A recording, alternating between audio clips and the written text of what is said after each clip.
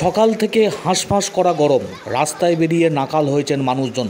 বাঁকুড়া জেলার বিস্তীর্ণ অঞ্চলের মানুষজন যথেষ্ট সমস্যার মধ্যে পড়েছিলেন সকাল থেকে। কয়েকদিন আগে থেকেই আবহাওয়া দপ্তরের পক্ষ থেকে দক্ষিণবঙ্গের একাধিক জেলায় তাপপ্রবাহের সতর্কতা জারি করা হয়েছিল। 4টি জেলাকে চিহ্নিত করা হয়েছিল তাপপ্রবাহের জন্য সতর্ক করে, তার মধ্যে বাঁকুড়া ছিল অন্যতম। সকাল থেকেই তাপপ্রবাহের জের, তারপর বিকেলের পর দমকা হাওয়া, তার সঙ্গে বৃষ্টির দাপট, শুরু হয় শিলাবৃষ্টিও। বাঁকুড়ার কোতলপুর ব্লকের বিস্তীর্ণ এলাকা জুড়ে ব্যাপক শিলাবৃষ্টির জেরে মারাত্মক সমস্যায় পড়েছেন চাষিরা। মাঠে মাঠে আলু তোলার কাজ চলছে জোর কদমে, তার পাশাপাশি বিভিন্ন জায়গায় বোরো ধানের চাষ হয়েছে। আর যেভাবে শিলাবৃষ্টির প্রভাব পড়েছে তাতে সমস্যায় পড়েছেন মানুষজন। রাস্তা থেকে শুরু করে ফসলের জমি ভরে গিয়েছে সাদা বরফের টুকরোতে। স্বাভাবিকভাবেই চাঞ্চল্য ছড়িয়েছে গোটা এলাকা জুড়ে। ফসলে ব্যাপক ক্ষতির আশঙ্কা করছেন কৃষকরা। বিকেলের পর থেকেই আবহাওয়ায় হঠাৎ পরিবর্তন, একদিকে দমকা হাওয়া, অন্যদিকে শুরু হয় বৃষ্টি। তার সঙ্গে ব্যাপক হারে শিলাবৃষ্টির জেরে মারাত্মক সমস্যার মধ্যে পড়ছেন এলাকার মানুষজন বলে জানাচ্ছেন তারা।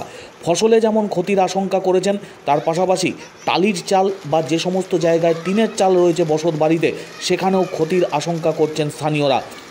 বৃষ্টি তার সঙ্গে শিল ঝড়ে মারাত্মক প্রভাব পড়েছে কোতলপুর ব্লক জুড়ে। সাদা হয়ে গিয়েছে চলাচলের রাস্তা, ফসলের জমি।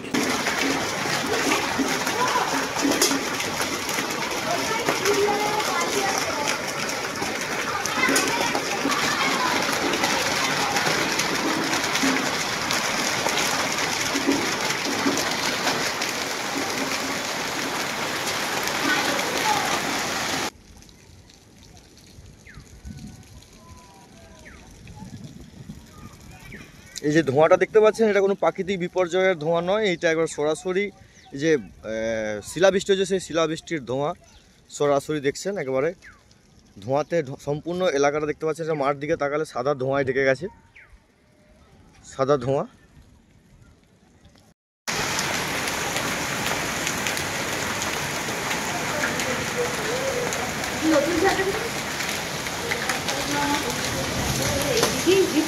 রান্না করার